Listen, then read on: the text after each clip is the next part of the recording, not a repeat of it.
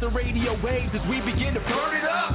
We all up in your area like landscape, definitely bringing you the Power Slam and Pancakes. It's the mandate that you tune in. It's time to move out so we can move in and recognize that this is no illusion. I'm here to clear the air so that there is no confusion. It all started off in the book of Genesis when Jacob was wrestling with who he thought was his nemesis. And when the man saw he couldn't overpower him, he touched his hip but he really could have devoured him. And from that point, then we hear a name change, rearrange the game, so now we gotta change lanes.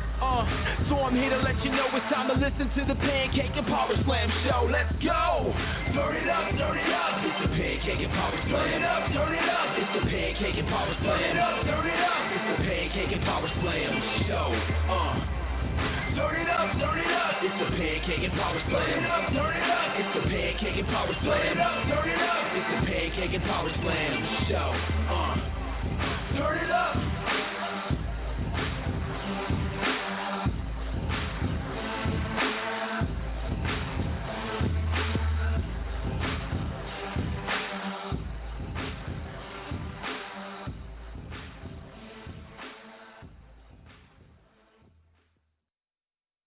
You are now listening to the Pancakes and Power Slam show by Crave Wrestling on Blog Talk Radio. Be sure to follow Crave Wrestling on Twitter at Crave Wrestling and join the Facebook fan page Crave Wrestling. And we are live, ladies and gentlemen, episode 378. I am Chris Featherstone. This is the Pancakes and Power Slam show. We are live and in living color, getting funky like a monkey, if you will, baby, yeah. All right, ladies and gentlemen, we got so much to cover today. I got a extensive interview with Wild Bill Irwin to talk about Dark Side of the Ring. I still wanted to bring someone on to talk about the Dark Side of the Ring series. So I have an interview that I'm going to play for you all of Wild Bill Irwin, ladies and gentlemen. A blast from the past. Wild Bill Irwin. I keep telling you guys, I love doing this. I love bringing back old school people who will give you road story after road story after road story. So I'm gonna bring on Wild Bill Irwin. Enjoy the interview. After that, we got Stomping Grounds recap. We have of course, Raw and SmackDown. We also have the big war going on between Seth Rollins and Will Ospreay. Yikes. That's really crazy. Of course, ask Chris questions on the PNP chat, the best chat room on the planet. Ask them on the PNP chat with the hashtag AskChris. I will address them after the interview. So without further ado, ladies and gentlemen, I'm going to bring on the interview with Wild Bill Irwin. And the flavor of the week is going to be the 5 worst years of pro wrestling history. So we've been experiencing record lows of the past couple of years. And so we're going to do the 5 best years, and but today we're going to do the 5 worst years in pro wrestling history. All right. So without further ado, ladies and gentlemen, enjoy the interview with Wild Bill Irwin, and we'll be back on the other side. I had an interest to talk to this person even before the Dark Side of the Ring series came out, and even more now since the Dark Side of the Ring series came out. I've been talking a lot about this show and just people's thoughts of wrestlers' thoughts of who were a part of it, a part of the wrestling around the time, and especially had conversations and had relationships with the people. Now, one of the biggest and most controversial and tragic parts of the Dark Side of the Ring in this pro wrestling history is the Von Erich curse, and so we've talked about the Von Erich curse before. We've had guests talk about it before, but we have another guest tonight.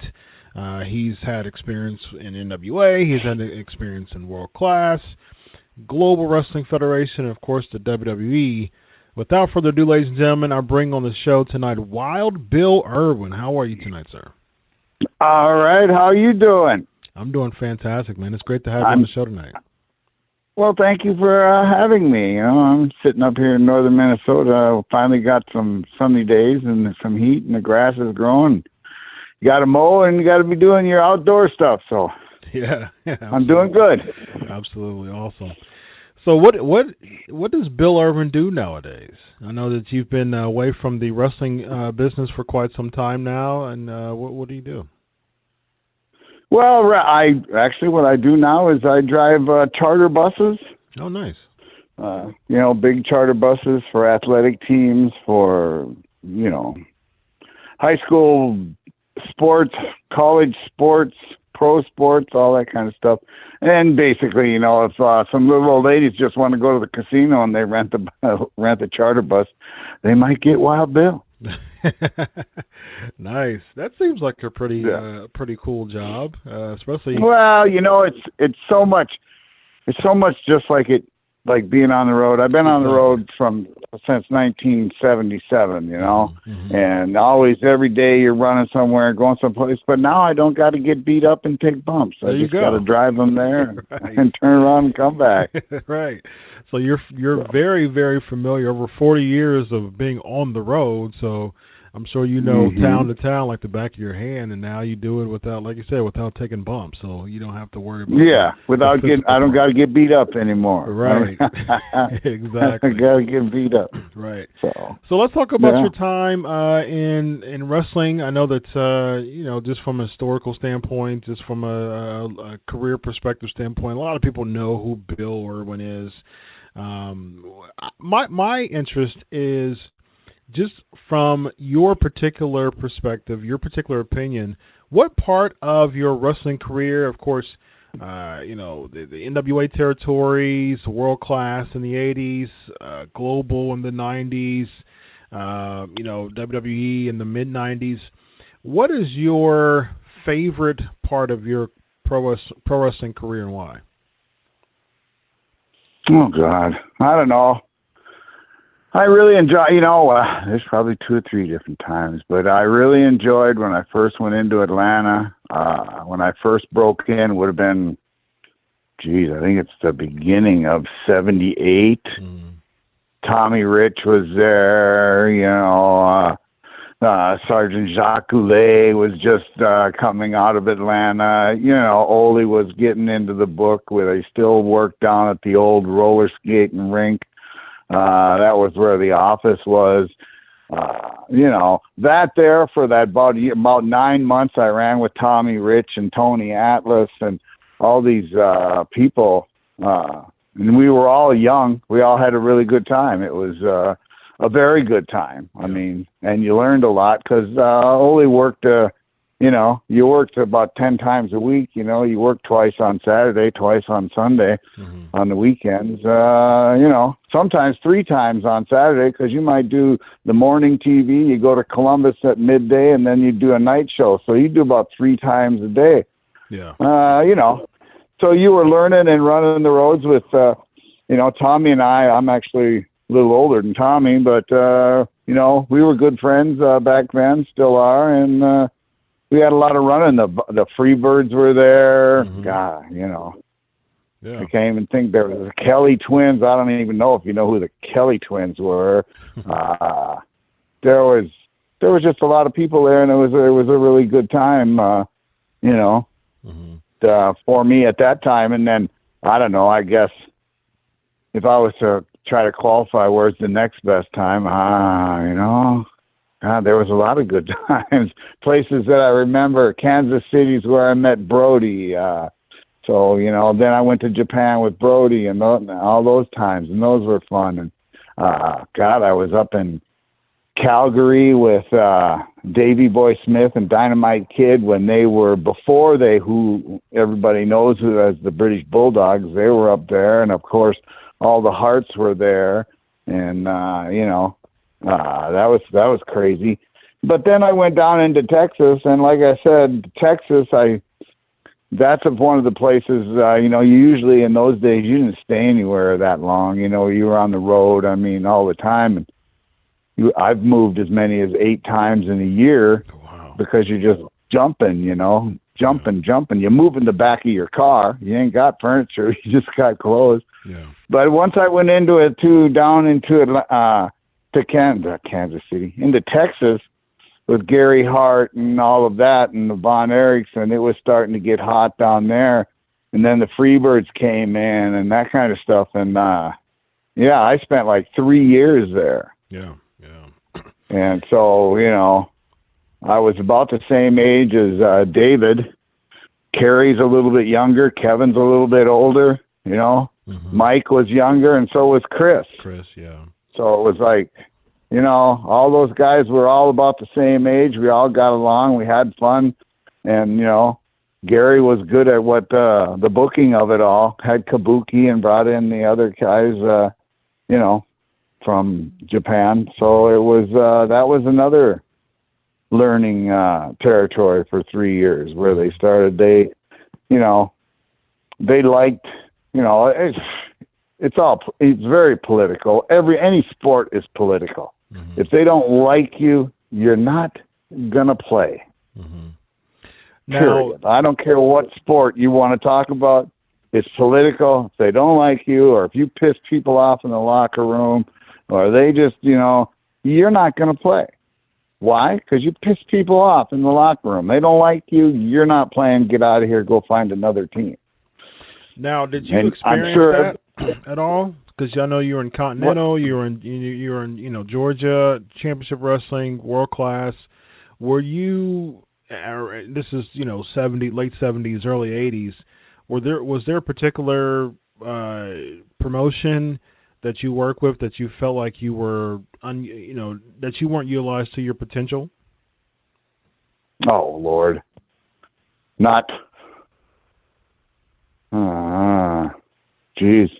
I guess really about the only one I really get around to, is the WWE. I really never got into. I was there for about 5-7 months with the Goon. Mm-hmm. The Goon character was kind of, I think a lot of people liked it because a lot of people still remember it and all that kind of stuff. But I don't think they quite knew where to go with it, what to do. Yeah. And,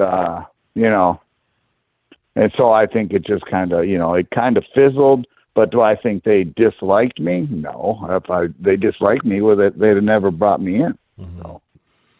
Now you mentioned, I really can't say there was anywhere where I felt they brought me in and then, didn't use me or decided, no, I never.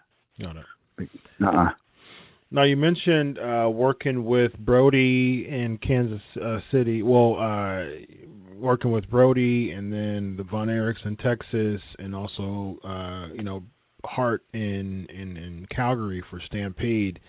Now those are three people who were featured in the series of the Dark Side of the Ring, also World Class Gino Hernandez. Now, what are your specific experiences with each of them individually? Let's start with Brody. Brody, I don't have anything bad to say about Brody. I don't know this Dark Side of the Ring. I don't know what they're trying to get to there, other than maybe get someone to watch the show for, putting a title on it that might intrigue people. But Dark Side of the Ring, as far as Brody goes, Brody. I've always said Brody was a very nice man, and very intelligent, very nice man. He was to me anyway. If he did not like you or you didn't respect, you were going to get it. Yeah. Mm-hmm. But there was nothing about him that was, the only time that he was really going to be, what can I say, mean to you or overly obnoxious or anything like that is when it's in the situation of the performance or who he was or what was going on.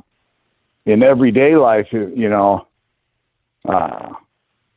I never had a problem with him. I never saw him speak really oddly or harshly to somebody, not a fan, anything like that, But when it was time to play the game, once you're into the character and you're doing the stuff, I seen him scatter gymnasiums. Mm-hmm. We'd be going to the ring. I remember one particular instance. This one pretty much might make you realize what you've got when you're looking at Brody. He used to run to the ring, go to the ring, and he'd swing the chains and scatter. When they come out of the dressing rooms, I used to go with him, and we'd do tag teams. And, you know, here we go. All right. Brody bursts through the door, and he goes. And he don't walk down the aisle and follow people, right? Mm-hmm. He cleared his own path. We burst through the doors. He's swinging the chains, going, ah, and the people are scattering, right? Yep. They all sit on the floor with their feet, their legs crossed, their shoes next to them, right? And we come out, we're bursting through this gymnasium, going, and we turn, and we going at the ring, ah, and it's all screaming. I'm out there, I'm cracking the whip, just following him. Boom. He's clearing people. Kids are scattering. Adults are getting up and running out of the way.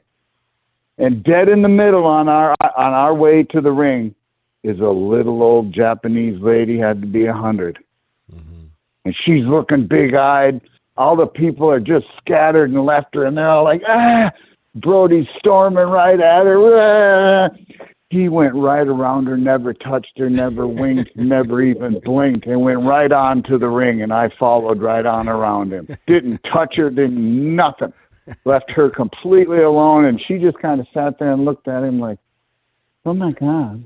And then, you know, whoosh, right by, into the ring we went.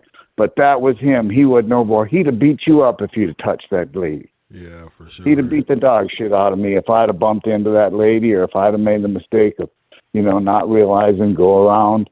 Because he went right around her, right in the ring, never fazed him, nothing. Yeah. But that's it. He was not, you know, he was not a mean bully guy. You know, maybe some people think, oh, you're ruining, but no.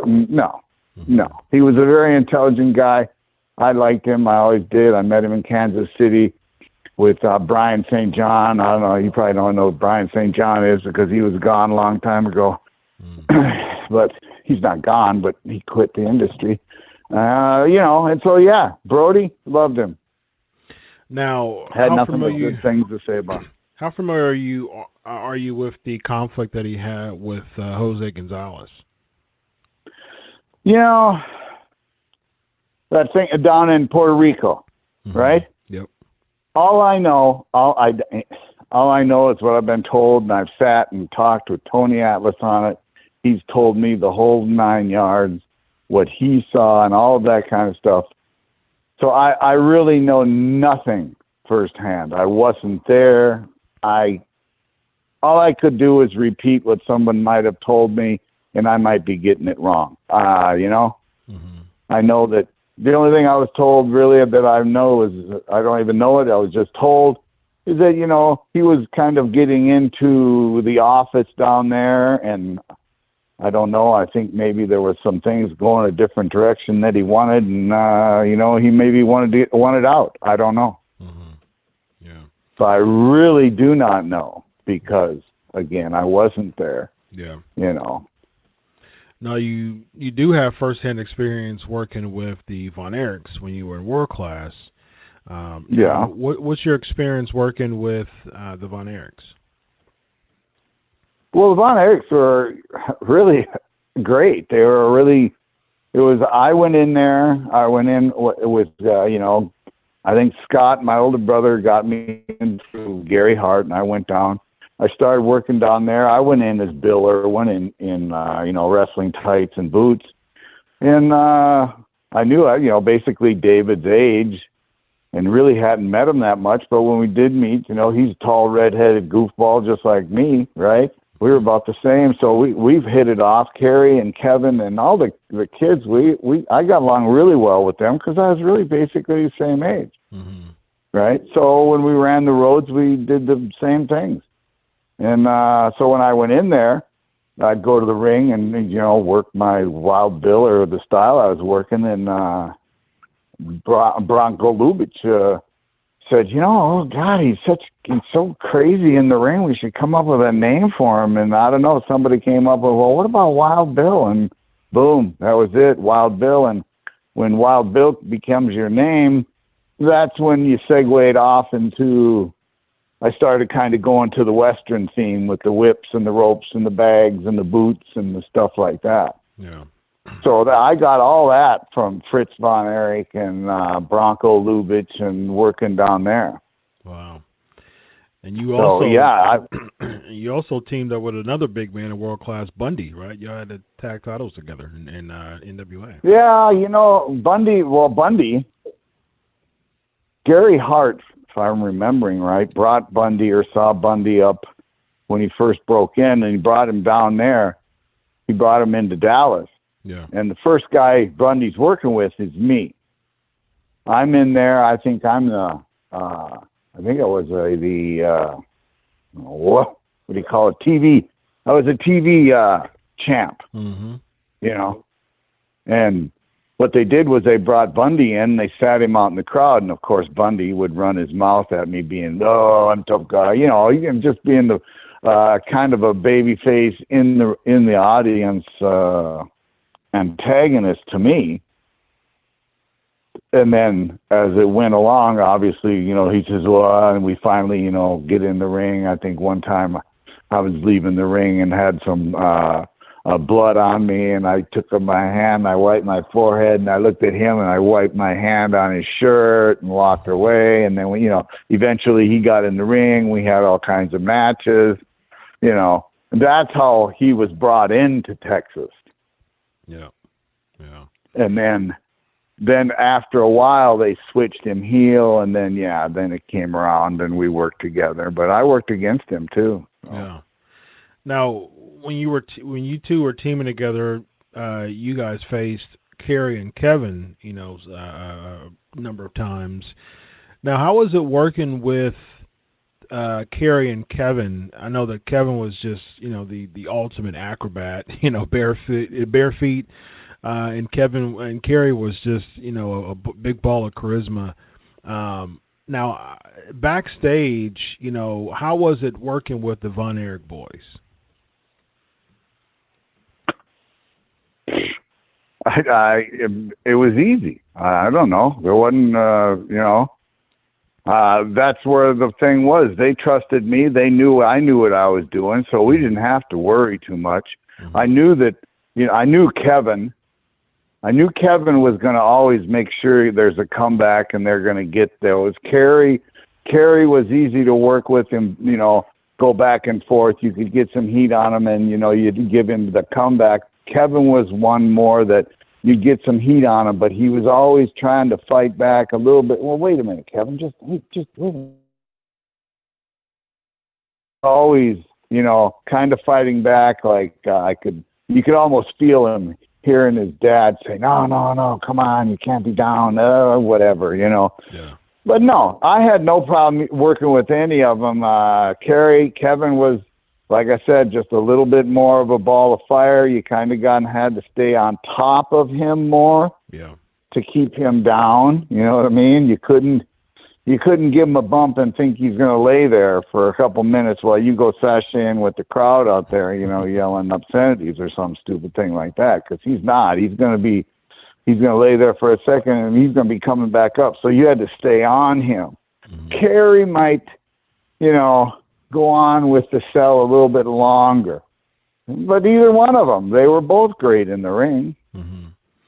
Now, I didn't have a problem. Now, based on your experience working with the Von Erichs, you know, of course, you know, you work with the Von Erichs firsthand, and of course, the Von Erich curse is, like I said, one of the most tragic, you know, stories of professional wrestling history, with Kevin being the only one, you know, still with us.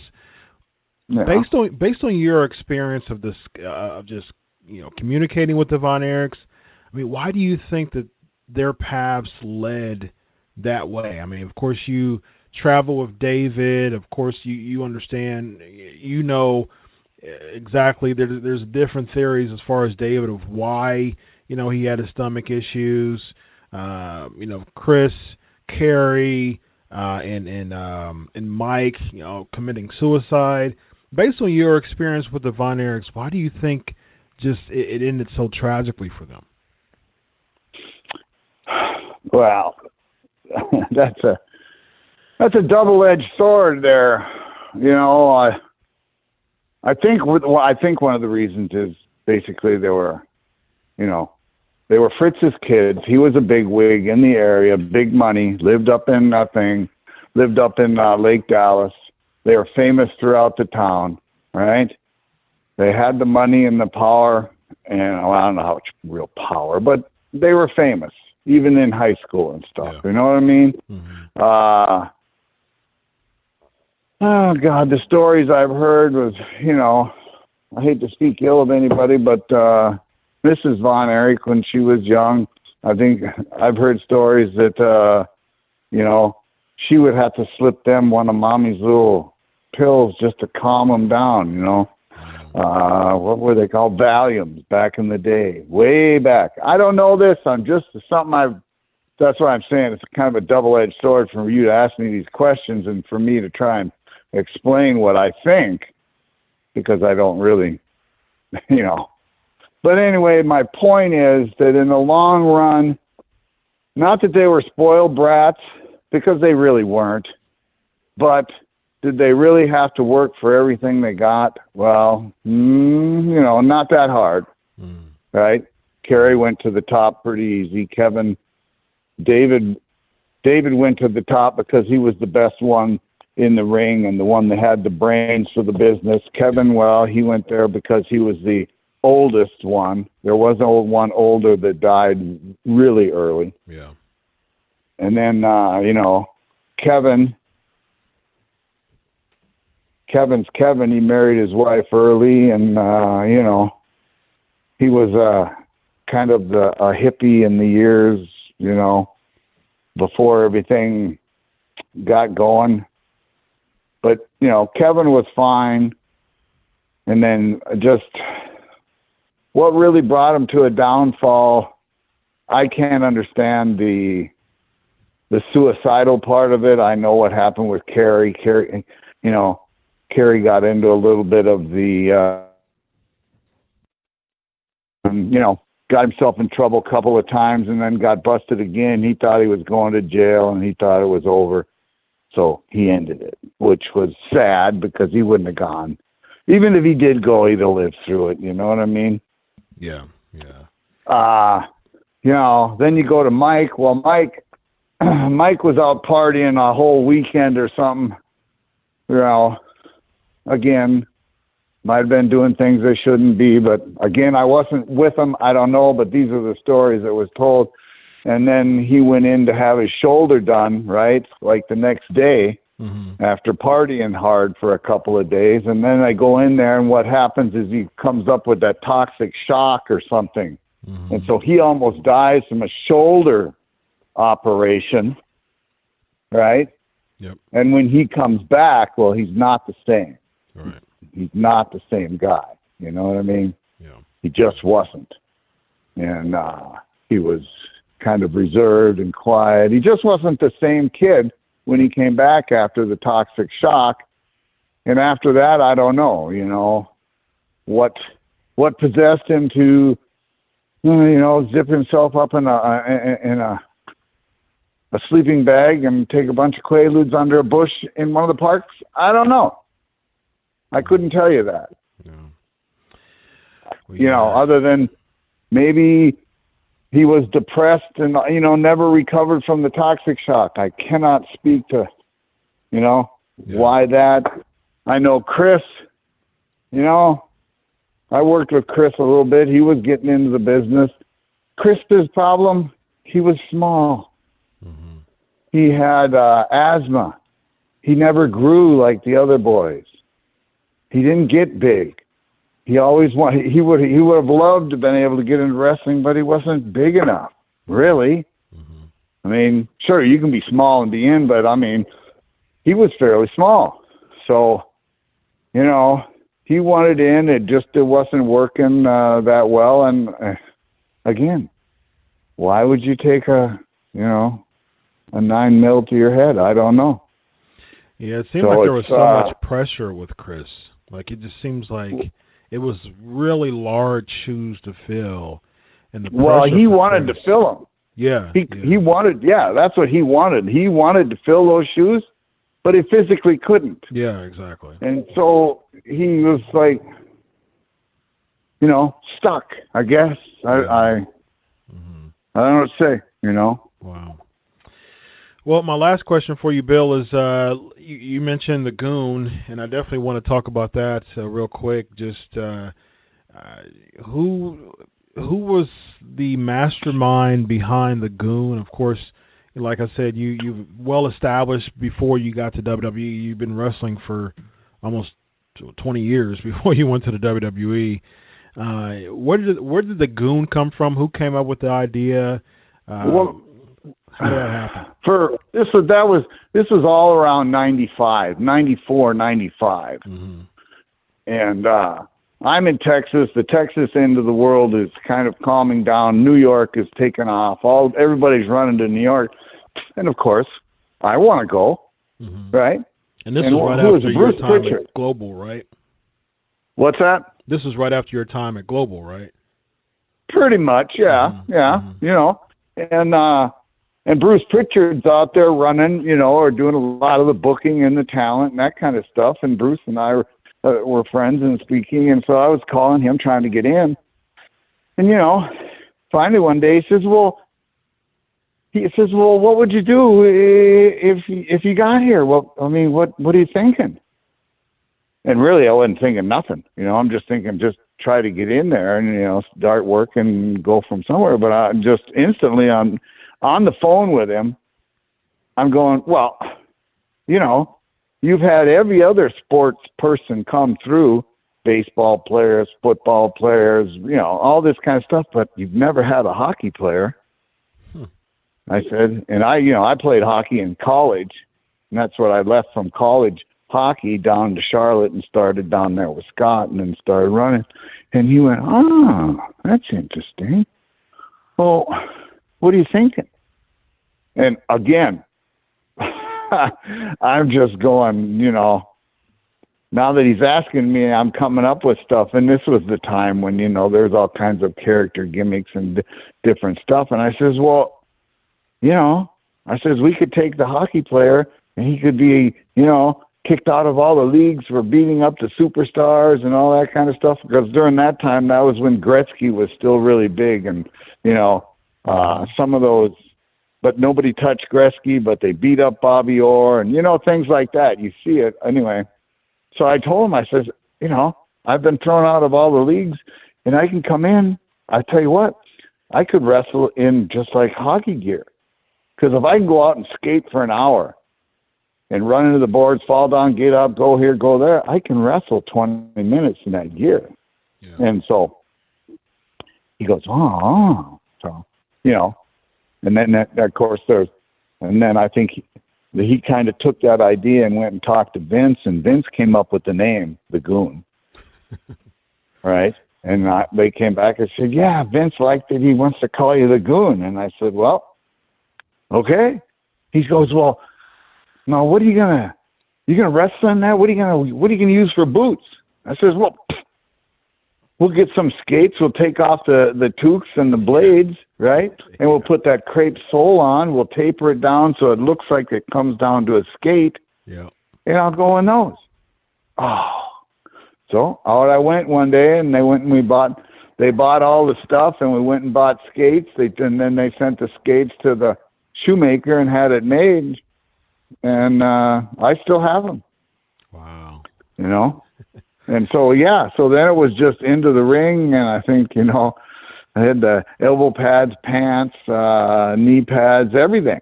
Mm-hmm. Took the stick, the whole 9 yards, and go in there. And I think a lot of people liked it. Again, a lot of people didn't know, oh, what are we going to do with this? And so I don't know.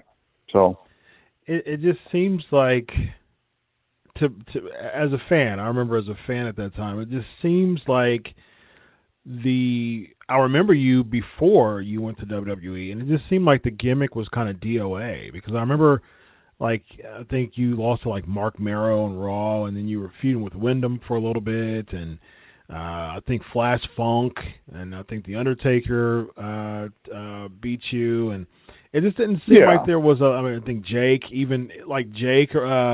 during his time. I think it was like 97 when Jake beat you, and it just seemed like WWE didn't have. It just seemed like they didn't have a game plan for it. Well, that's exactly what I'm saying. Is yeah. They brought in this character. They also brought in Parto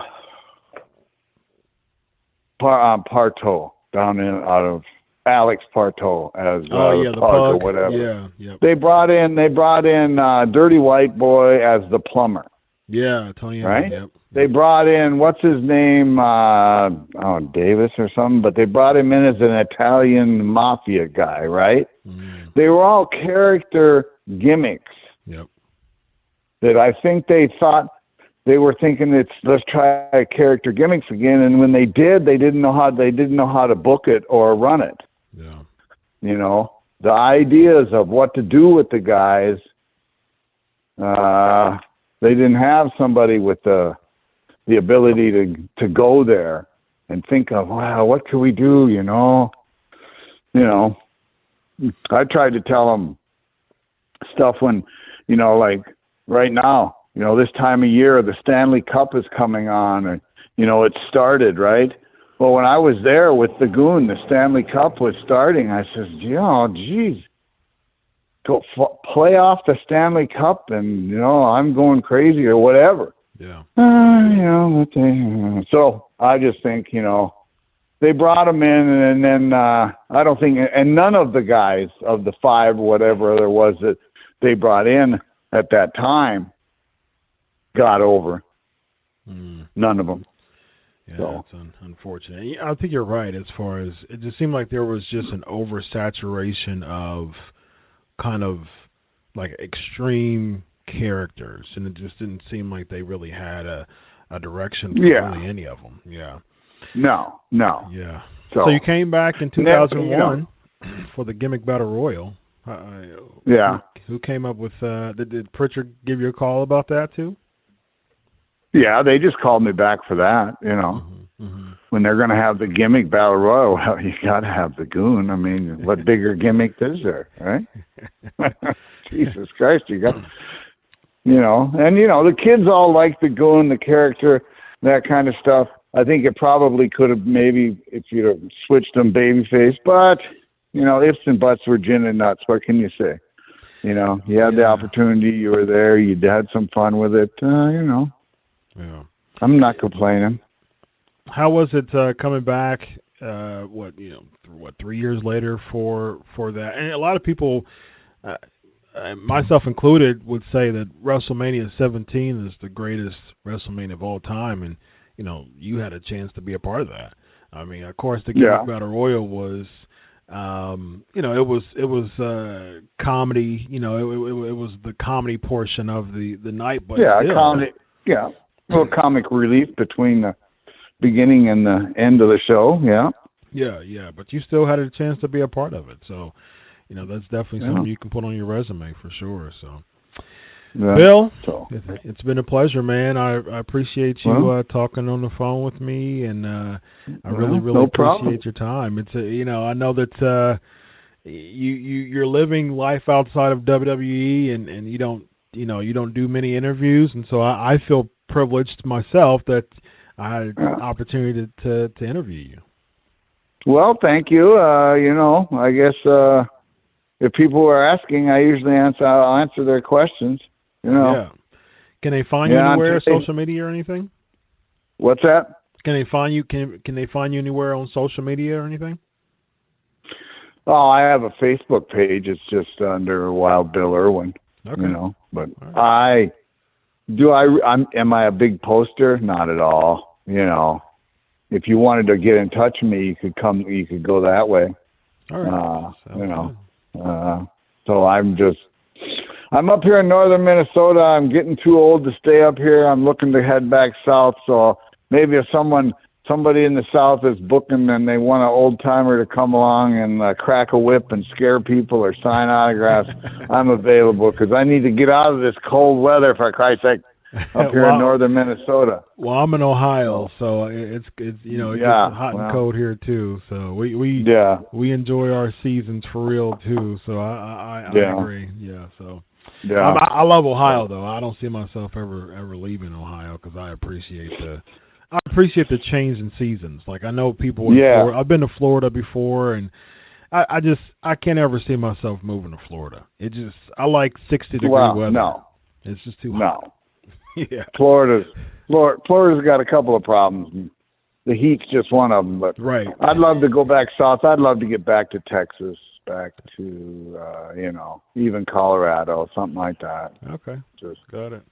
Yeah. Well, I have a pretty large listener base, and so if anybody's promoting that in any of those me, kid. Book me. Get me booked. Yeah, book him. Message him on Facebook. Message him on Facebook, Wild Bill Irwin, and then hopefully much success to you, man. Good best wishes driving those people around and sharing some stories. That's it. If you see a big bus creeping up your ass, get out of the way. That might be me. Uh-oh. All right. Beware. Have a good night. All right, man. Take care. Bye-bye.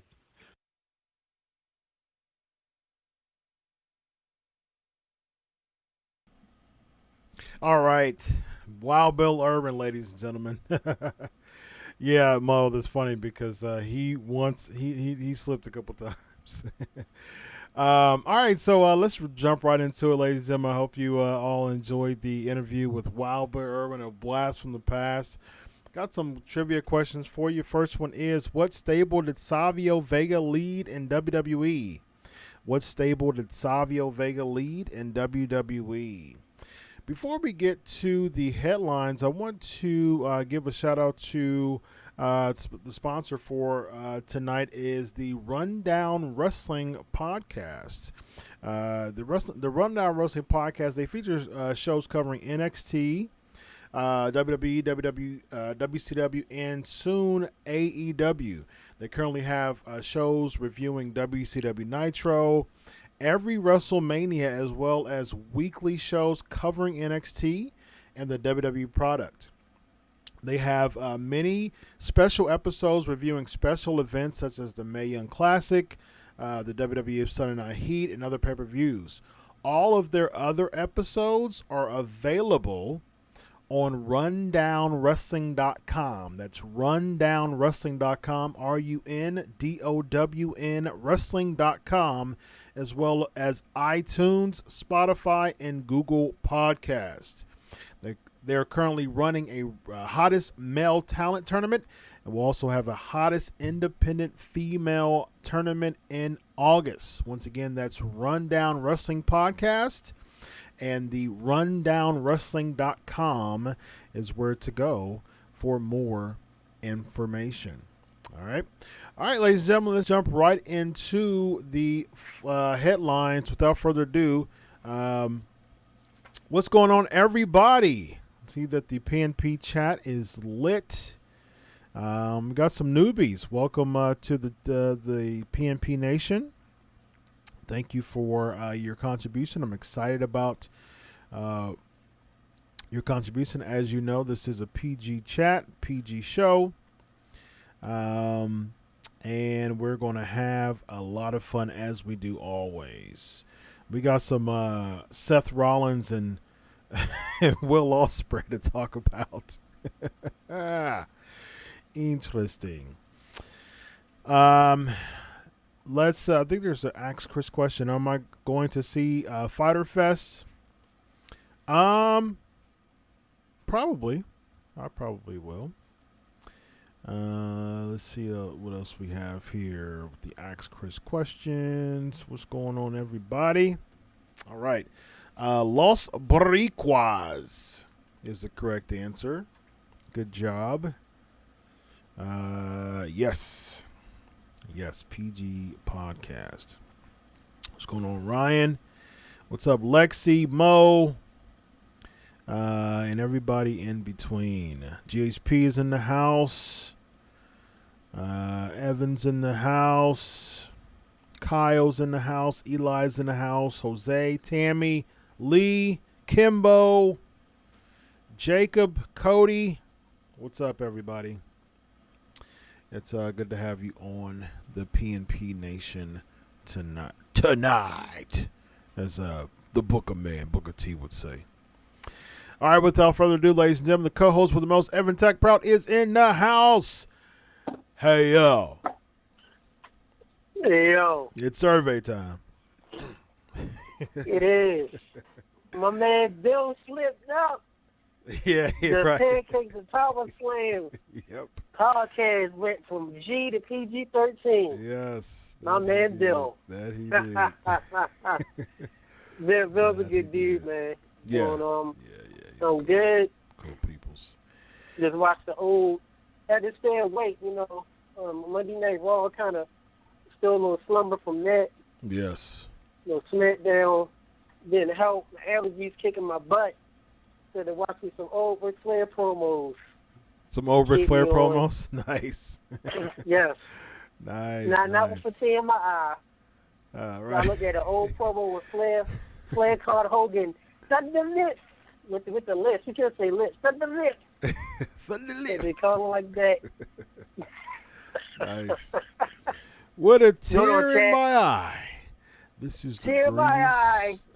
Did I? Flair always yelled your name out too.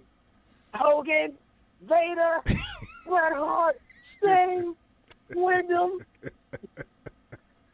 Roma. Well, he never yelled Roman's name out. I'm sorry. No. Always yelled his name. Bishop. Right.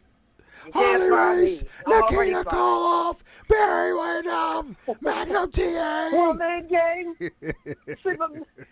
Nature Boy Buddy Rogers. Right. Fritz Von Erich. All of them. Even you, Bill Landau. Buddy Landau. I'm not old yeller. You don't call me old yeller. Buddy Landau, ladies and gentlemen. What y'all think of Buddy the Nature Landau, Boy, Buddy Bill Landau? Dundee, Yeah. Lance Russell. Right. Lance Flair Russell. wrestled everybody in every era of time. So you can just go and like Kevin Bacon, six degrees of bacon. Yes, 6 degrees of Kevin Bacon. Yep. 6 degrees of Kevin Bacon. Yep. Flair is 6 degrees of Flair. Yep. Anybody. 6 degrees of anybody, Kevin Bacon. Man. Absolutely. Luther. Right. Great Gagne. Oh, man. All right, ladies and gentlemen. Let's jump right into the headlines. Without further ado, you know what time it is. Here we go.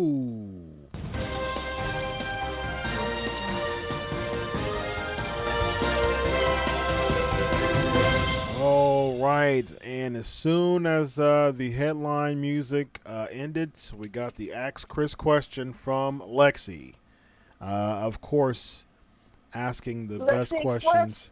With the rumors of mid-card talent such as Rusev turning down WWE contracts, which is actually one of the headlines, that it seems like, I think I've said this before, it seems like Lexi always asks a question, like her first question, maybe She's second.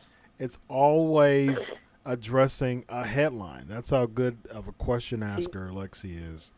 Lexi Express, the best.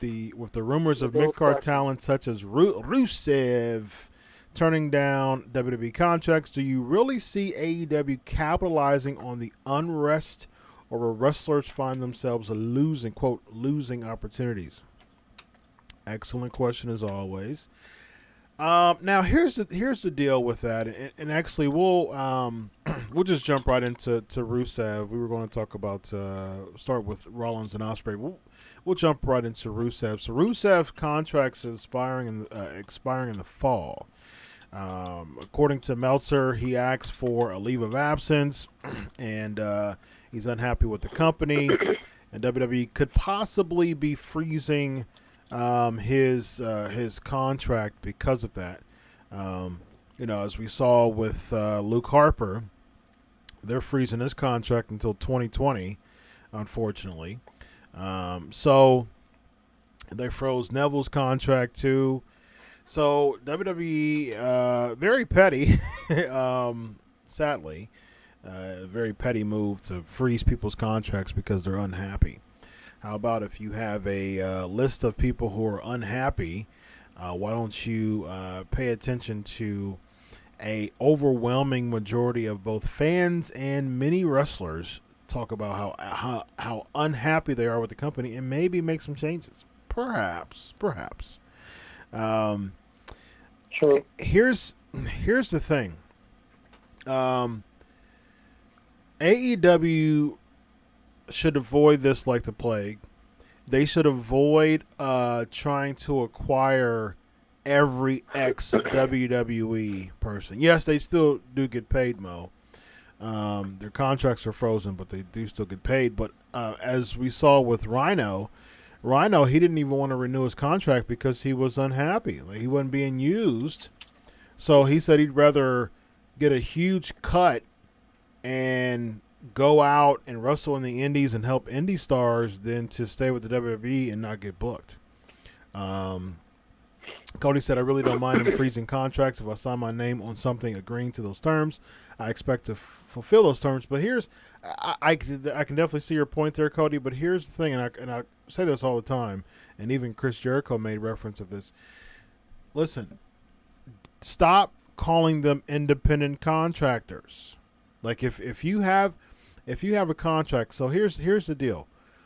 If someone hires me as a because I'm a certified life coach, so if someone hires me as a life coach for 6 sessions, if they go and just start acting crazy and doing some possible harmful stuff, saying some intent to harm is what it's called. Listen, I have every right to terminate just like they do. If I'm not going to continue sessions if they do something that's harmful or say something that's harmful or do something that is worthy to terminate a contract. And so even if I'm, especially if I'm called an independent contractor. Now, I agree, Cody, that people, I do agree that people do have a term for a contract. Absolutely. But I've said this before. Okay, if you hire me to, as an independent contractor, if you hire me as a construction worker to spend 18 months on this project, and I sign it and we're good to go. Absolutely. It is my job to fulfill the duties of that contract, which is to work on your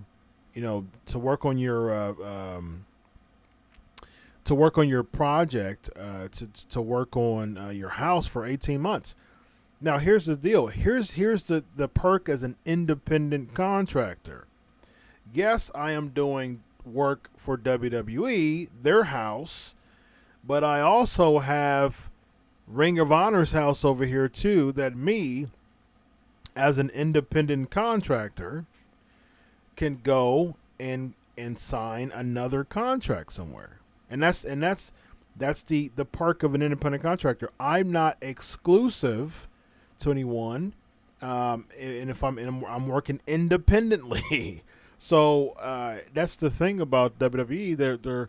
They're doing the independent contractors. A lot of us know why, because they don't want to have benefits and insurance and all that good stuff.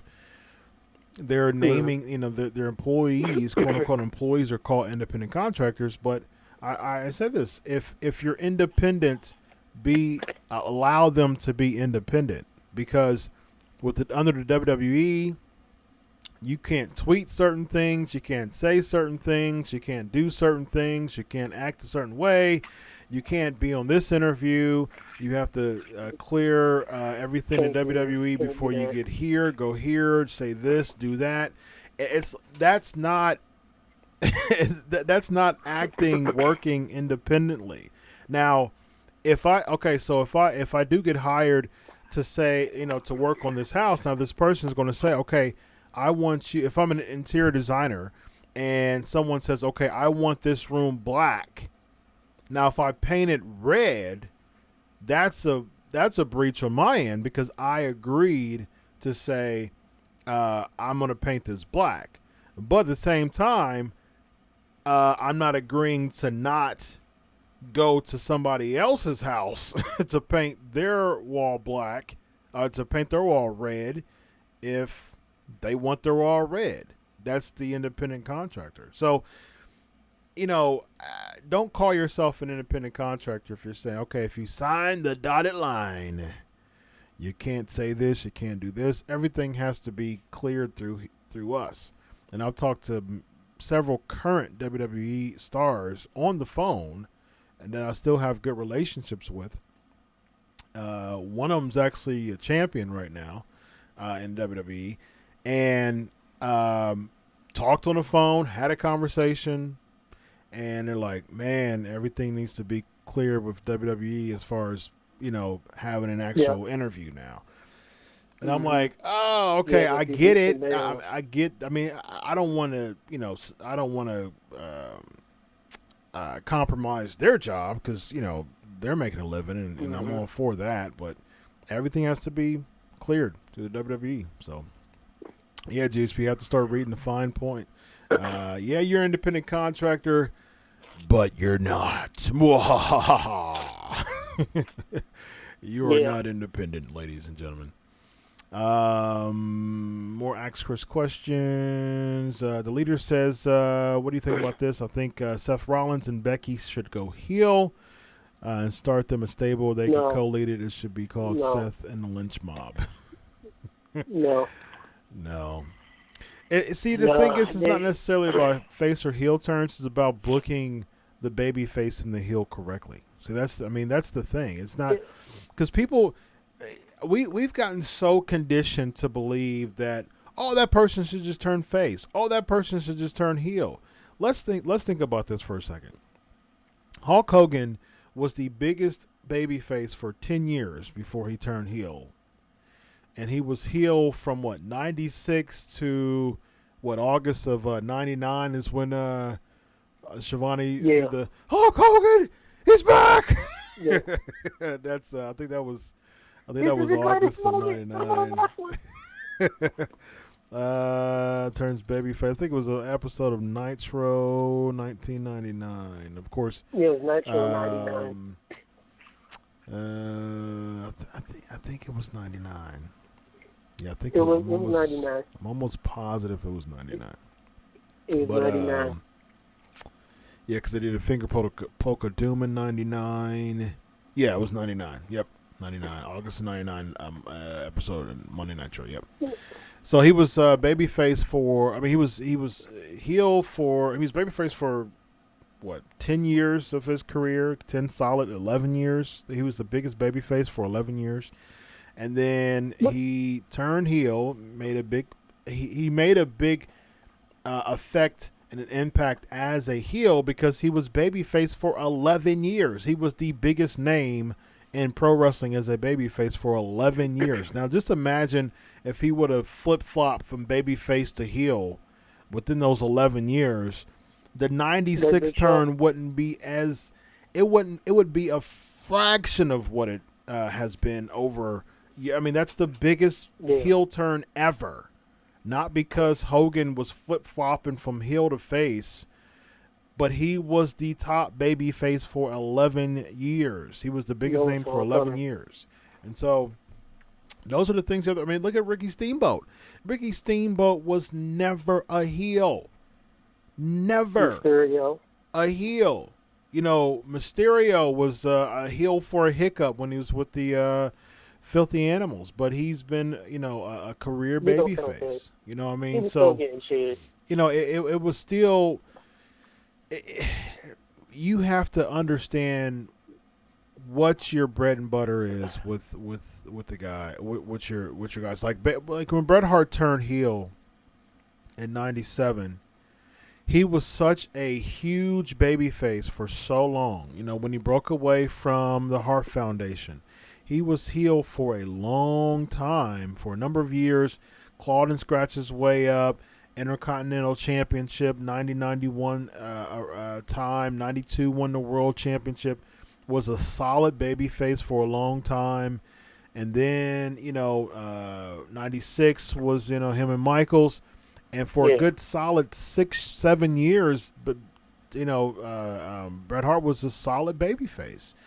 And, he turned heel because he was very pro-Canadian, and he felt like he wasn't getting respect in the States after being a babyface for that long.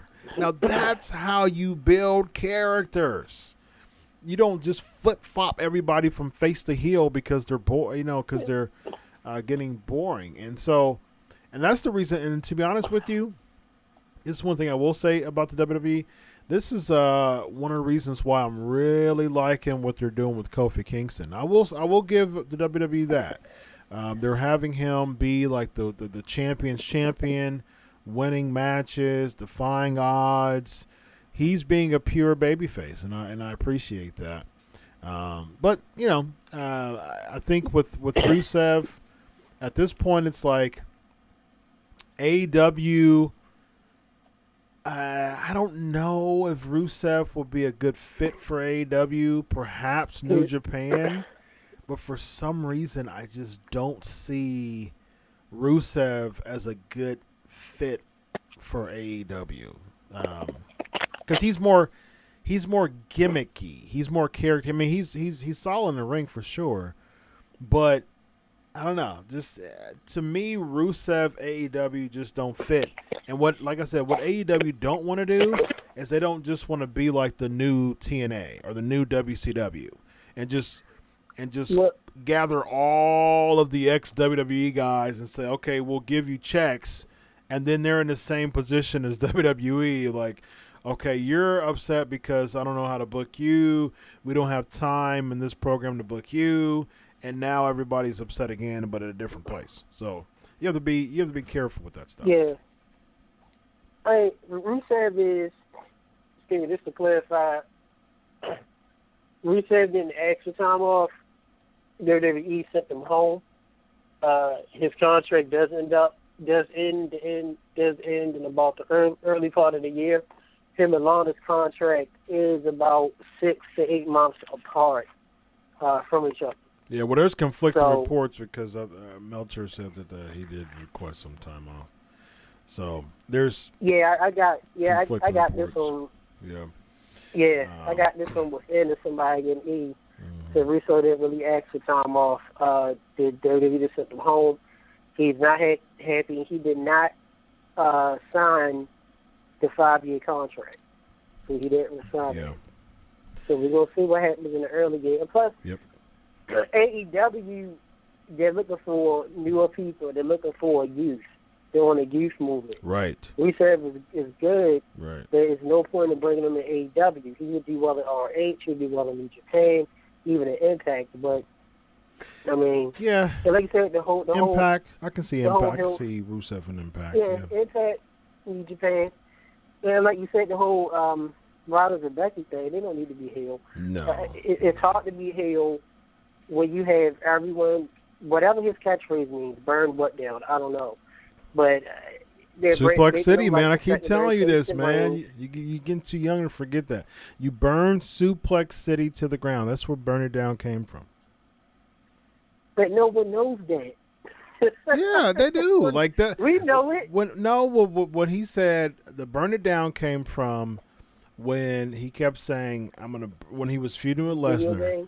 He said, I'm gonna burn Suplex City to the ground. Like he kept saying that.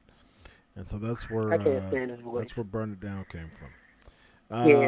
Lexi's asking. Go ahead. Yeah, that's the definition. But if you got the crowd chanting it, you can't turn him heel. You know what I mean? You got Becky. You know, they got this new power team. Like we talked about this off the air, Chris, about the Elizabeth Savage thing. You can't turn him heel. And WWE's teamed Becky up with Seth because they noticed Becky was on the main event of Raw, and whenever Becky's been on TV, the ratings have been pretty up. So she's really there to help out Seth, and Seth's there to help her out. Yeah. Yep. No one needs to see a heel Seth again. I agree. You don't need to see that. Yeah, and plus, and again, is and I say this all the time, if the point of you turning someone heel is for them to be liked, you're missing the point. You don't turn someone heel to be liked. That's the reason why a lot of people are saying turn Roman heel. I agree if the point of turning Roman heel is to make him even more hated. But certain people are like, well, we don't like Roman because he's been shoved down our throats. But if you turn him heel, though, then we are talking. No, that's counterproductive. You're missing the point. You don't turn someone heel for them to be liked. That doesn't make them a heel. Lex is asking, do you feel that the wrestlers are starting to believe their own, quote, hype, meaning these and other scenarios are being influenced by these inflated contract offers and, quote, promises of stardom? Great question. Mm-hmm. I think that there's some justification in that. Believing in their own hype. Now, some people are more than believe their hype more than they should. That's for sure. But for so long, you had the WWE a lot of times, and I think Ryback said this in one of his shows, as far as like Triple H was told him that the WWE is purposely, like holding down stars so they don't transcend the business anymore. Outside of Cena.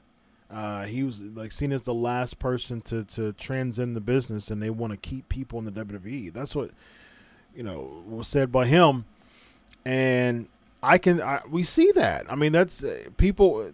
The star power and stars aren't being built anymore, and that's why you having to bring Taker in, and we'll talk about that, which I actually I'm fine with for this, and I'm going to give you a scenario of why I think that was a really good move, but.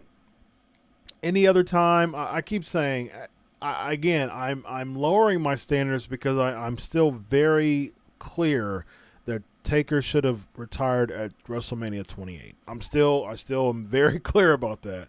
Now, since he's been here, he hasn't done much other than put Roman over, but at the same time, at the end of the day, he came back. So, Evan and I was there in Orlando. We said, okay, well, this is the best WrestleMania ever. This beats 17 if Undertaker doesn't come back. If he does come back, it's no longer. He came back and he just ruined the potentially. I mean, 33 was such a solid show. It was. People, y'all should watch it. Y'all should watch 33 again. You had the Hardys coming back. You had with the ladder match. You had Jericho Owens, which was a solid match, but McMahon didn't like it. I can understand because there were some expectations that weren't necessarily met. You had Goldberg and Lesnar, which was very hard hitting. It was really good. Shane and AJ, which was much better than people expected. It was a really solid show. What else did you have? Of course, Reigns and Taker. Speaking of Ambrose, he was booked into a really bad spot. I think it was him and Corbin for the Intercontinental title in the pre-show. That wasn't very good. But yeah, it was. Naomi winning the SmackDown title, that was a big moment for her. I think Bayley retaining the Raw title, I believe it was a really solid show. But at the same time, you don't get much of those anymore, and we're going to be talking about Stomping Grounds here real quick. But yeah, it's people. There's some people it can cause them to get to a point where they're overselling themselves, but at the same time, for so long, WWE has really deflated a lot of people's confidence and make them in a spot where you don't realize how good you are, and unfortunately, I think EC3's in that spot. Now, I've never been, maybe an unpopular opinion alert, I've never been an EC3 guy, but I do realize that he was a star in Impact Wrestling, and I think that he was brought up too too early. I think he could have been a huge star in NXT, but I don't understand why they called him up. I think that was a bad move. Yeah, Kimbo said 33 was one of the best manias in the past decade. Absolutely agree with that. All right, so I think that's Ryan's asking. Eli's asking before Ryan. I think a couple. This is for you and fans. Which wrestler or diva needs a new theme song? I can't think of anybody right now. I think maybe Alexa Bliss. New theme songs? Yeah, new theme song. Which diva? Randy Orton. No, which female wrestler? Female wrestler? Yeah. Well, Alexa Bliss isn't bad. Yeah, but it's out of everybody, I think if I had to choose someone, it would probably be Alexa Bliss. I can't. Well, maybe Bayley. If she's getting like more of a dark side now, I think maybe Bayley. Yeah, them darn Bayley buddies, what we call them things, are creepy. Yeah. Now I still like Bayley, but yeah. It's become evil. Would you like to see Heel Miz and Elias as a tag team like Jeff Jarrett and Owen Hart or Mr. Perfect and Flair? No, not at all. not at Miz all. is staying face.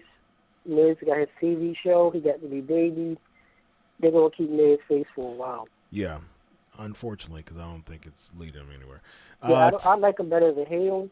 Yeah. But Tammy says, I think Kofi's one of the few they're booking well right now. I agree with that.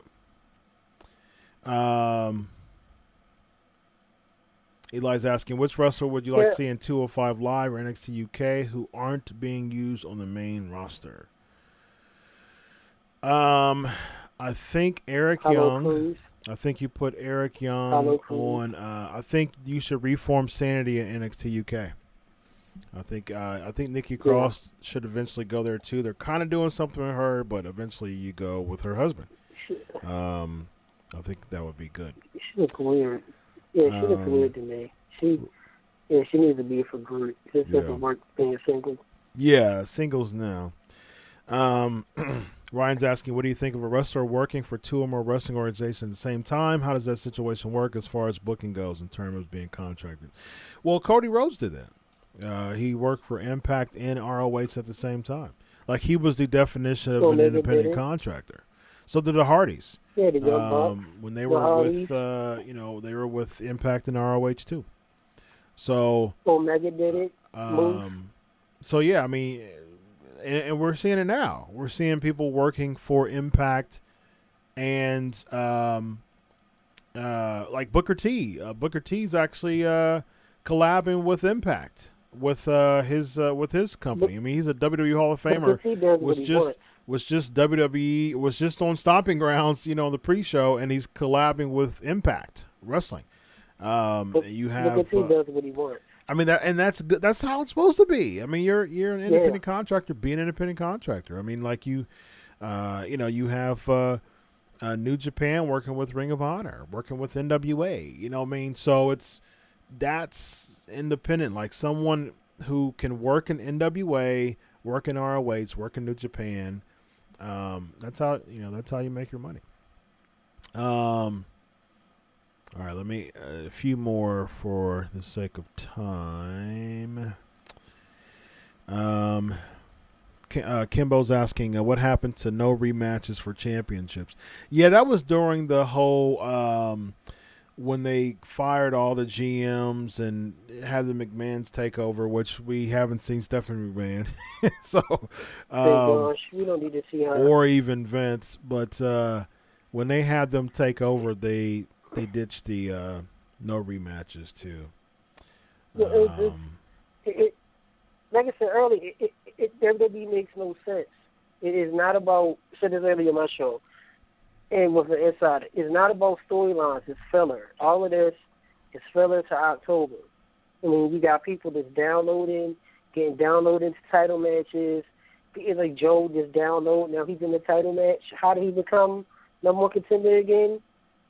Ziggler is downloading. Oh, we need you, Ziggler. So let me just download you the title picture because Kevin Owens will go to Saudi Arabia. Yep. Corbin is just so much DLC. Taker downloads. You need to take a T because Extreme Rules is in Philly. You can't afford to get Reigns to be booed. Yep. You know, Philly does not like Reigns.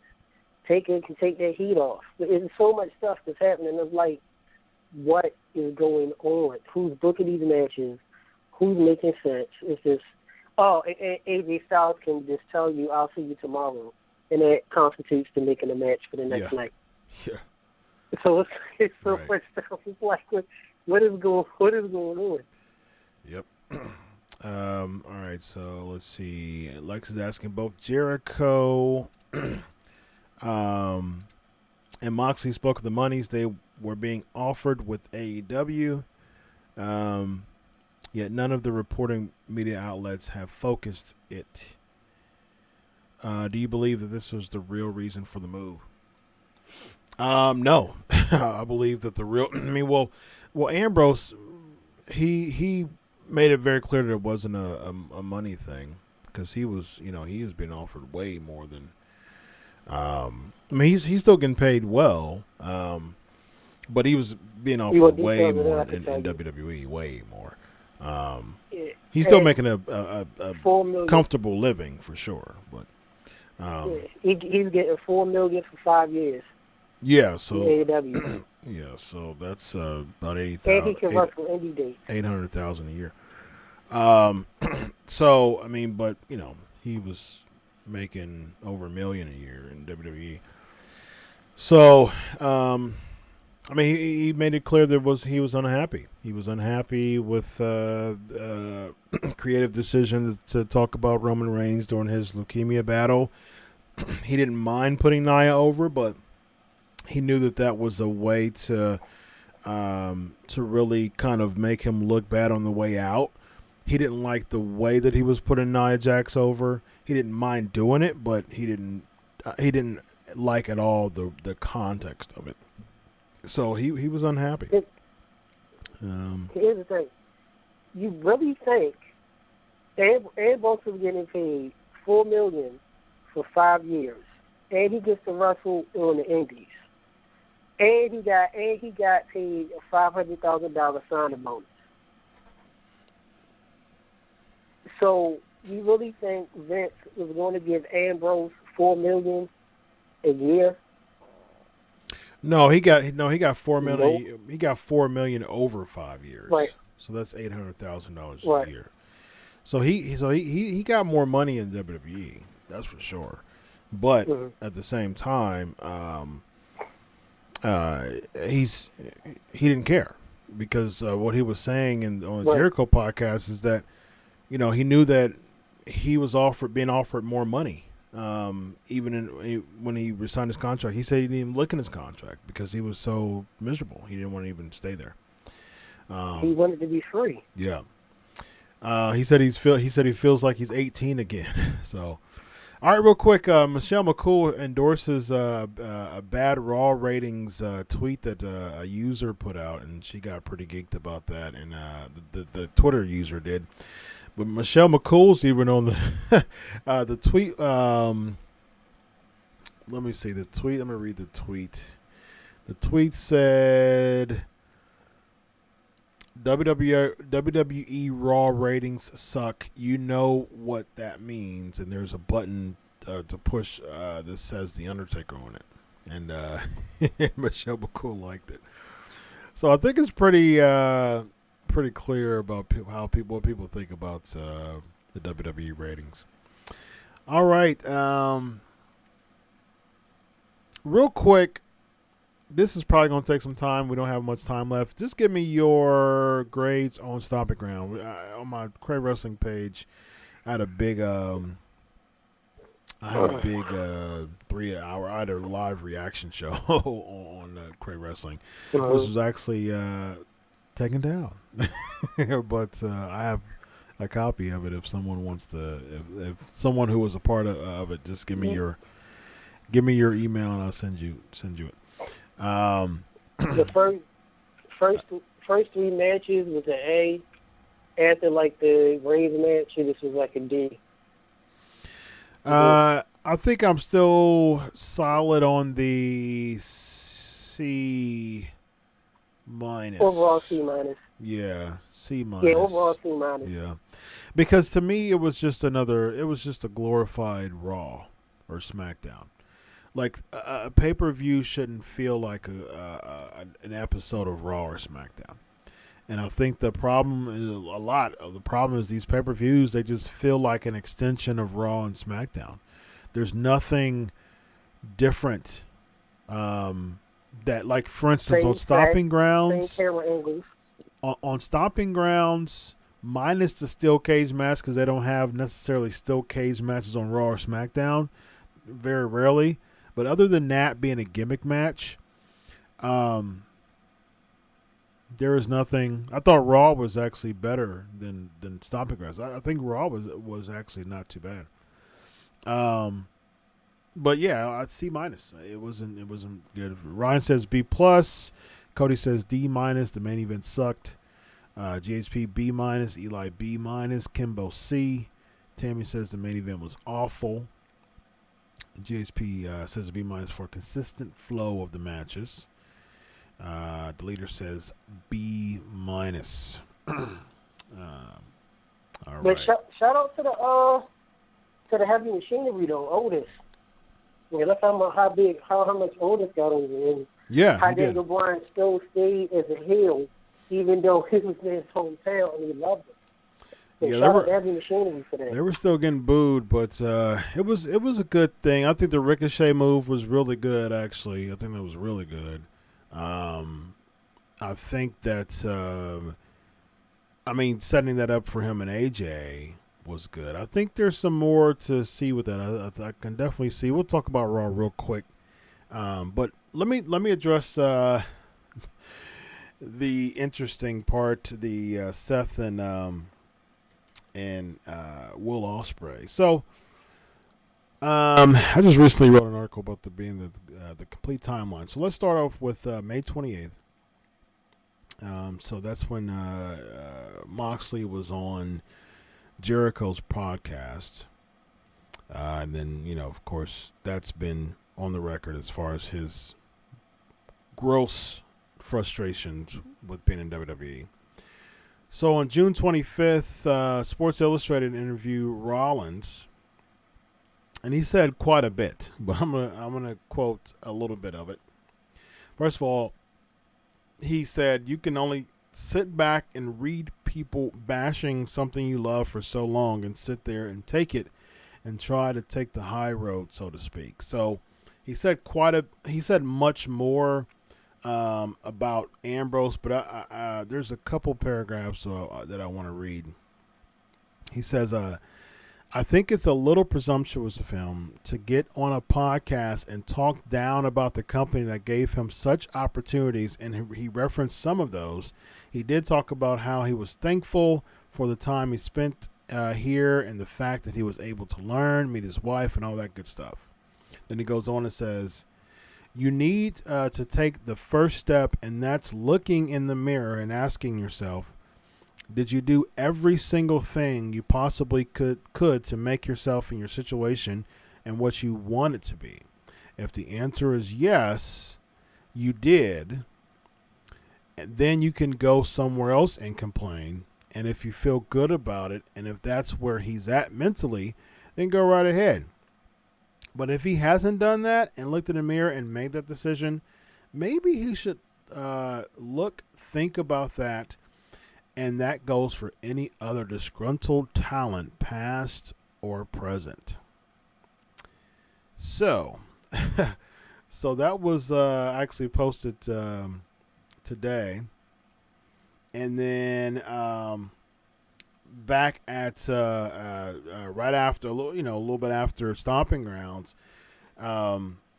he doubled down on his interview that was posted today. So, of course, it was recorded beforehand, but it was posted today. So he doubled down and said, doubling down, best pro wrestling on the planet. See that Cruiserweight triple threat, which was actually a pretty good match.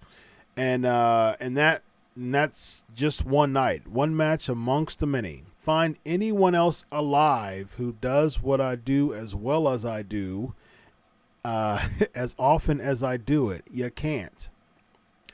So simply, so Will Ospreay simply retweets and says, "I'm alive," and so that's created a firestorm of just offensive and condescending tweets. So Rollins comes back and says, "I'm sorry, little guy. We already have a better version of you here, and he just won the first U.S. title tonight. Congrats, Ricochet. Keep working hard, though, buddy." And so that was yesterday. And today, Ospreay says, fact of the day, Will Ospreay wrestled more matches than Seth Rollins. And that was late yesterday. And then Rollins responded like about 12:30 in the morning, and says, "I mean, if you want to talk numbers, we can compare bank accounts too. P.S. That's counting a month off with a broken back, buddy." Again, I had no idea. Like, what was the reason to even talk about his bank account like that? That's because he lost the argument. Yeah, that's clearly why he lost the argument. And so Ospreay responds, "You love adding stuff, don't you? I mean, the original question," which makes perfect sense, and I agree with this, actually. "You love adding stuff, don't you? I mean, the original question was, quote, find anyone else alive who does what I do as well as I do it, as often as I do it. No talk of money, no talk of Ricochet. You said anyone. Here I am. Just as consistent, just as good. Hope the pack heals up." And so, yeah, Tammy. And then he tried to say Ospreay was disrespectful. We'll get to that. There's more. And so Mark Raimondi of ESPN, he posted some highlights for this interview. This reminds me of, like, real quick, because we're pressing short of time here. This reminds me of someone who's like going through a sparring contest, like a smaller guy doing like a your mama joke with like a bodybuilder, right? That's the smaller guy is just like eating him alive, like he is like going in on the bodybuilder, and so the bodybuilder just kind of like pushes him around because he's like he gets owned. he gets owned with your mama jokes. This is what reminds me of that. Like you have the little guy, so to speak, Will Ospreay. He's owning Rollins in the banter, and so Rollins he decides to bring out his bank account, which is totally irrelevant to the exchange, exactly, as a way to say, well, my bank account's more, so that means that I'm better. Shut your mouth, Rollins. No, it doesn't mean that you're better at all. That does not mean, it has nothing to do with anything. It's like watching the karate movies where you see, you have the main guy, you see two people in a karate movie like Great Redemption or John Wick, and they're like, all right, let's fight one-on-one, hands to hands. And then the bad guy get his tail beat, and then he decides to take out a weapon and be cheap. Right. Come on, man. The problem is, you lost. First of all, why you even WWE tried to recruit Ospreay before they brought Ricochet in? You go back in history, and if you said you're the best, why are you going to try to blindside Ricochet? Why is Seth Rollins and you man up and be like, all right, I feel like I'm the best. Ospreay didn't do nothing disrespectful. He said, hey, I'm alive. You're like, all right. Well, maybe one day we'll find out or something. You bring your bank account, come on now. And if I was Ricochet, I'd be like, listen, dude, I ain't got nothing to do with this. Listen, I do not put me in this web that has been created. I have nothing, and kudos to Ricochet too, because he didn't even get into it. Major kudos to Ricochet. Because he had nothing to do with this exchange. Right. And it's funny because from the comments that he made from on ESPN, Jericho even came in and defended Ospreay. He told Seth Rollins, he said, he's actually taller and bigger than you. Just saying, which is funny. And then Ospreay played onto it and had a picture called Little Guy, which is funny of him. He had a picture of he posted a picture of him on his Twitter account a little bit after Jericho made those comments. So Wade Keller from PW Torch, he wasn't happy about it. He said, this isn't a good tone at all. Yeah, Tim, he's selling the Little Guy shirts too, which is funny. Keller said this isn't a good tone at all. If he wants to get people who love good wrestling regardless of brand to feel goodwill towards WWE streams and his vocal leader, Buddy, Little Guy, disappointing in character, defining condescension, this is heel Corbin promo content, which can't disagree with that. And real quick, it's sad because let's go back to a year ago, Chris, and everybody listening. Remember when Roman Reigns was going back and forth with one of Ming's kids, the Tonga? They had a Twitter beef. They kept consistent. Reigns didn't bring nothing out about a bank account. It was about promos. It went on for about a day or two, and it died. Yeah. That's how you do an argument. Seth Rollins, and I like Seth in the ring. His voice is annoying as heck to me. Seth, you calling somebody a little guy. Let's go back. If you wrestled in the 80s in WCW or during the Hogan era, you would barely be making it as an IC champion. Yeah. There's no way you will be champ being in the ring with the Horsemen or the Legion of Doom, Sting, Dusty, Magnum, the Hart Foundation, Hogan, Warrior, Slaughter. Come on now. And then for you to bury your best friend Ambrose, listen to the interview, Rollins. He didn't bash WWE. He thanked them for everything he did. Oh, are you talking about Ambrose? Was the creative. Yeah, well, you talking about the Ambrose. He was like, look, Ambrose, I mean, he did some bashing. He did some bashing, yeah, that's for sure. But at the same time, his thing was the creative. But I think here's the big thing with Ambrose. You should have kept it with you and Ambrose. If it's a you, like if that's okay, so this firestorm started with Ospreay saying hi, like defending himself, like hi, I'm alive, like I think I can go toe to toe with you. I think that I can be compared to you as far as being the best, which a lot of people would say that Ospreay is better than Seth Rollins. Now, don't get me wrong, I think Seth Rollins is fantastic in the ring. Overall, there's some spots that he did a big botch against the GOAT, which I will never forget. But overall, Rollins is very solid in the ring. But I mean, Will Ospreay can certainly hang with him for sure. And so I think by him saying I'm alive, I think it could have sparked some really cool, friendly banter. Like for instance, when Roman Reigns and Cody Rhodes had their, kind of beef, so to speak. Right. Like it wasn't crazy, what I mean? Like they made some jabs at each other, but it wasn't like it didn't get to the point of like this crap. Right. So for time, let me just read these real quick. So basically, Rollins even goes on with the Keller comment. He says, "I don't care about goodwill, Wade. I care about respect. And if some kid who thinks he's got it all figured out wants to step to me, then he's going to get patted on the head and sent on his way, and so will you." Man, did Becky make you upset? Like what happened? Like, what happened, Seth? Do we need to talk? Do you and I have to have a conversation? Like, to me, that just seems like a very, a condescending, emasculating comment that was unnecessary to me. Like, I don't know. It just seems like he's had a bad weekend or something. He sounds like a little kid. He sounds like one of them brats, some school brats that like you just whining for there's no reason. Like, shut up. Yeah.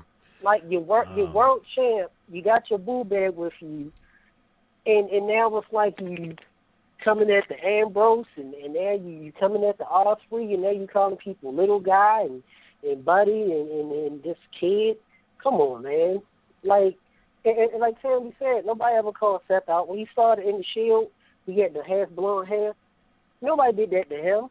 So it was, and I'm not hating on Rollins. Bell to bell, Rollins is one of the best. He is.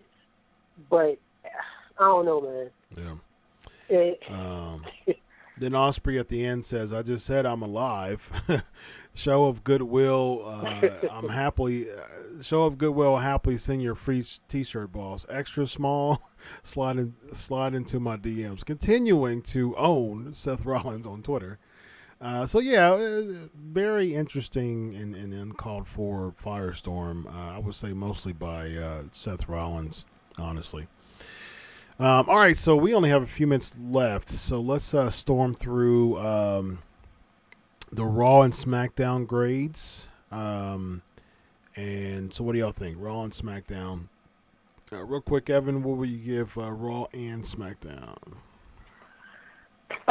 Actually, Raw, I'll give it like a C plus B minus. Raw really wasn't that bad. I watched it today. I like the DLC pop-ups of the puppets, like the fire. Did y'all see that? The Firefly, the little puppets popping up. I like that.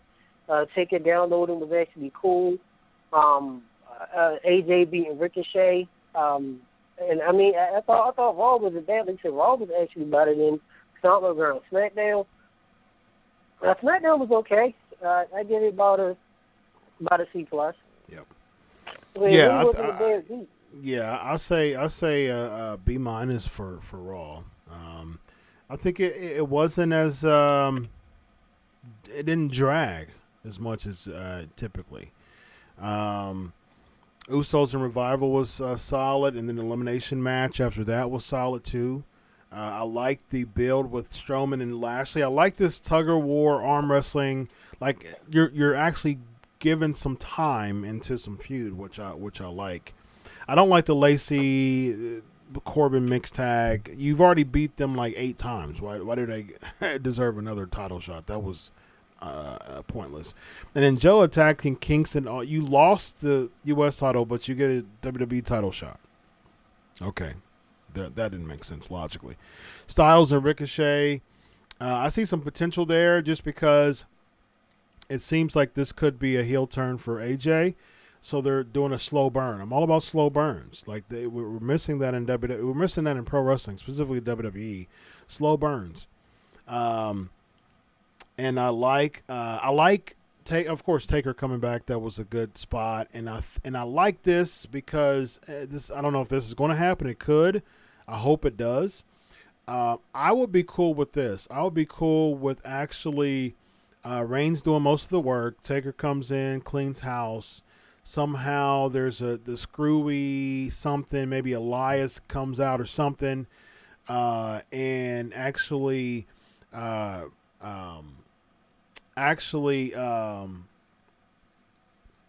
McIntyre does like a Claymore onto Taker, pins Taker. I'd be fine with Taker putting over McIntyre.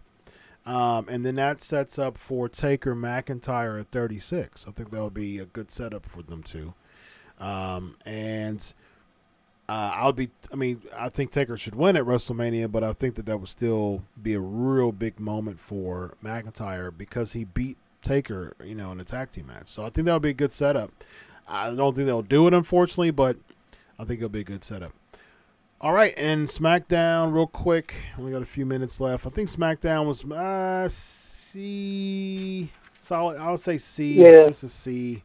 I like the fact that they're doing the heavy machinery thing. The 24/7 thing is funny, but it still doesn't mean much. I can't stand the fact what they're doing with Ember Moon. I can't stand it.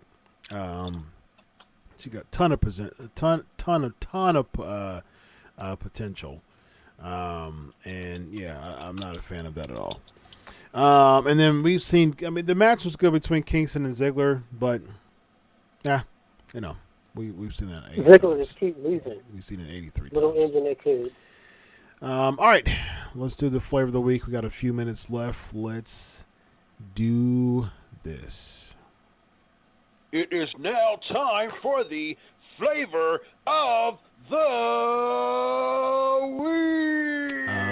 we'll do the newest one on the PNP playlist. So here we go. All right. So give me your 5. Give me your 5, Evan, on the worst years in WWE. Worst years in pro wrestling. I'm going to say, yeah. Worst years in pro wrestling. Everybody ready? 3, 2, 1, go. Number 5, 1990. Sorry, my man, the GOAT Sting. Man, RoboCop saved you. Rick Flavor is just y'all dog with problems. You don't know about that, look it up. The Black Scorpion segment, problem. Number 4, 2009. The whole year of all guest hosts in that game. Kane Khali feud was horrible. Number 3, 2011. I was at the WrestleMania Miz champ. That was one of the worst WrestleManias. I'm sorry. Michael Cole versus Jerry King Lawler was just bad. Number 2, 1993. Shockmaster in NFC Moore. And I'm good friends with good old Uncle Fred personally. Volleyball with Sting and Davey Boy. Those segments, horrible. And of course, the White Castle affair. We don't know where it's at. And the number 1 worst, professional wrestling, 1994. Hogan versus Brutus. Brutus basically with 3 pitches. And Hogan, 1994, NFC Moore. Horrible year. 1994 is the worst year for wrestling, in my opinion. Oh, nice. Stevie Ray agreed to that too. I just thought I'd add that. He wanted me to say it. He don't even remember that pay-per-view he's doing. Let me do 2011. WrestleMania 27 was just bad. Lawler versus Cole feud, terrible. Summer of Punk had potential, but it ended with Triple H and Kevin Nash bearing that, unfortunately. And I'm not a Punk fan. I've made that very clear, but there was some potential there. Number 4, I'll do 2018. Just WrestleMania 35 was just not very good, minus the mixed tag with Rousey and Angle and Stephanie and Triple H. And their record low ratings, maybe just because it's just the build of it is just boring. Number 3, I'll give 1994 with Starrcade 94. Was just that was a terrible, one of the worst pay-per-views ever. Let's review that next week. And number 2 was 1993. WrestleMania 9 was another terrible pay-per-view. And number 1 is 1995. Bam Bam and LT was such a terrible feud, and then it didn't end because you had Diesel versus King Mabel at SummerSlam, which is also very awful. Yeah. Yeah. All right, ladies and gentlemen, we got to roll. It's been fun as always, ladies and gentlemen. 378 episodes in the books. Big thank you to Wild Bill Irwin to be on the show tonight. I hope you all had a wonderful time. Yes, the Yeti. All right, ladies and gentlemen, on behalf of Evitech Proud on Undermat Radio, I am Chris Featherstone. 378 episodes signing off. Until next week, enjoy your week of wrestling. God bless, and always remember, I do it for you. Have a good night, everybody. God bless. Bye-bye. Get it, everybody.